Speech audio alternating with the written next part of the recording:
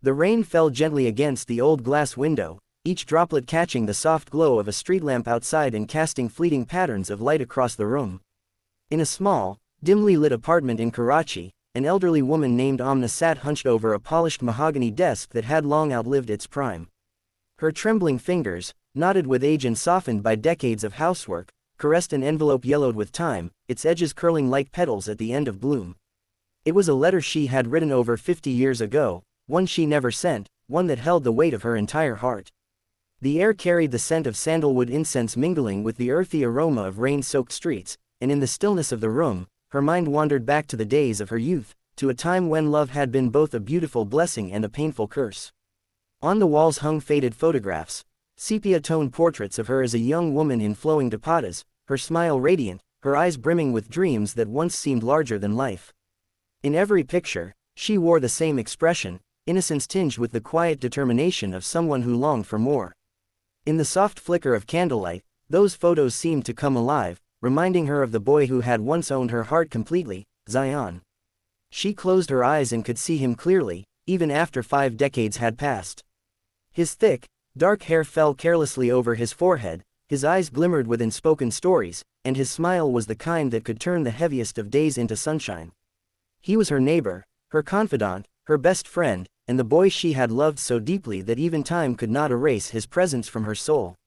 Amna had been only 17 when fate tore them apart. The summer of 1972 was heavy with change, the air buzzing with political unrest, whispers of uncertainty, and the quiet despair of families forced to make difficult decisions. Zion's father, a stern man with ambitions larger than their small town, had decided to move his family abroad. "There is no future here," he had declared, his voice cold and resolute. Zion had protested, had pleaded to stay behind, but his words fell on deaf ears. Amna still remembered the way his face had crumpled when he told her, the way his hands trembled as he held hers under the banyan tree that stood near the railway tracks, their secret meeting place since childhood. "I will come back for you," he had whispered, his breath warm against her ear, his voice laced with a desperate hope that neither of them truly believed. "Write to me, Amna. Promise me you'll write," she had promised, and she had meant it with every fiber of her being. The last time she saw him was at the train station.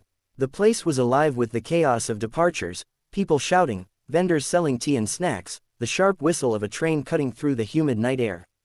Amna stood on the platform, her dupatta clutched tightly around her shoulders, tears blurring her vision as she watched Zion load his suitcase onto the train.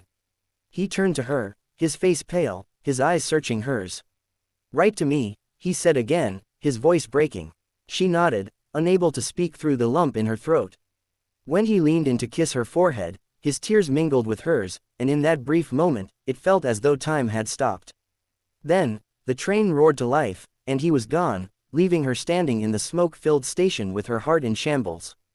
Amna kept her promise. She wrote to him every single day for months, pouring her soul onto paper, filling page after page with poetry, confessions, and dreams of a future she longed for but could never touch. But those letters were never sent. Her father discovered them one evening as she sat at her desk, her pen dancing across a page under the soft glow of a lantern.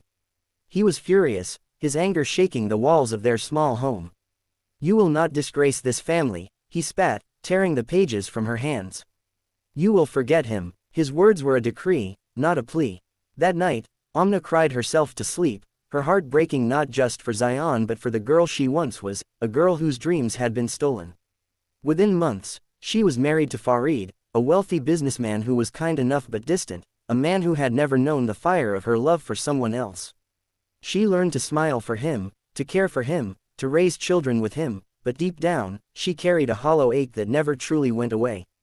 She placed the letters in a wooden box, tied them with ribbon, and tucked them away in a drawer she would open countless times over the years, running her fingers over the yellowing paper as if touching them could bring Zion closer. Life went on. She became a mother, then a grandmother. She hosted family dinners, lit candles for Eid, celebrated milestones with her children, and fulfilled every duty expected of her. Yet a piece of her soul remained locked away, 17 forever, standing on a train platform, whispering promises she couldn't keep. When the internet arrived, she searched for him late at night when the house was quiet, typing his name into search bars and scanning pages of results, her heart skipping each time she thought she might have found him. But his name was common, and his face was never there. She began to believe he had forgotten her, that maybe she had been a foolish girl holding onto a ghost. And yet, she still kept the letter. Farid passed away a decade ago. He had been a good man, and she had cared for him deeply in her own way, but her heart had always belonged to another. She never told him about Zion, never told anyone, not even her closest friends. Some loves are too sacred, too fragile to share with the world. Some loves you keep locked in a drawer with a yellowing envelope. Then one day, her granddaughter Noor brought Zion back into her life without even realizing it.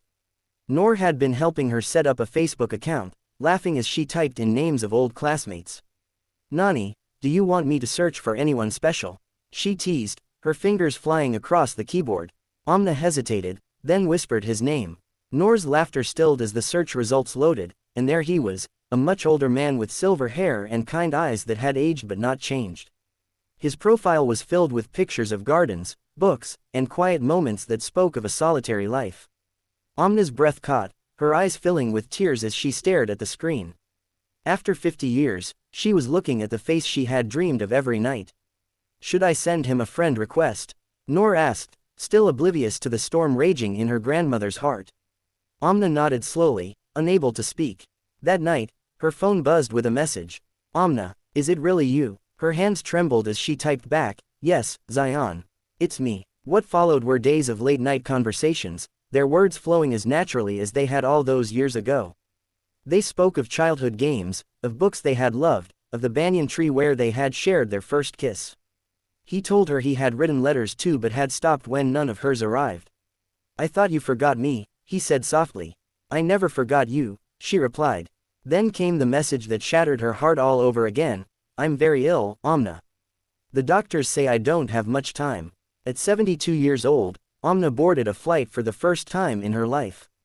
Her children tried to stop her, worried for her health, but she refused to listen. She carried the letter with her, that old envelope pressed close to her chest, determined to finally deliver it.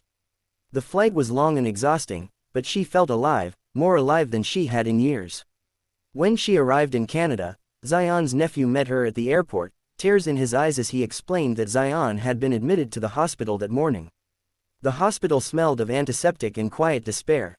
Amna's cane tapped softly against the linoleum floor as she entered his room. There he was, lying in a bed, tubes and monitors surrounding him, his body frail, but his eyes, oh, his eyes still held galaxies. "Amna," he whispered, his voice trembling. She rushed to his side, holding his hand tightly. "I'm here," she said softly, tears streaming down her face. "I'm so sorry it took me this long." He smiled weakly, his lips curving upward with the faintest hint of joy. "You came," he said. "That's all that matters." She handed him the letter, and his fingers shook as he opened it. As he read her words, words written by a 17-year-old girl who had loved him more than life itself, tears rolled down his face. "I loved you every day of my life," he whispered, and with those words, he closed his eyes for the last time, still holding her hand. Amna returned home with a heart heavy yet lighter than it had been in decades. She had said goodbye, had spoken the words she'd kept inside her entire life. Every evening, she now sat by her window, watching the sunset and whispering his name. She was ready for her own journey whenever it came because she knew he'd be waiting, just as he always had, beneath that banyan tree where their love story had begun. And though time had taken almost everything from her, it had never managed to take him.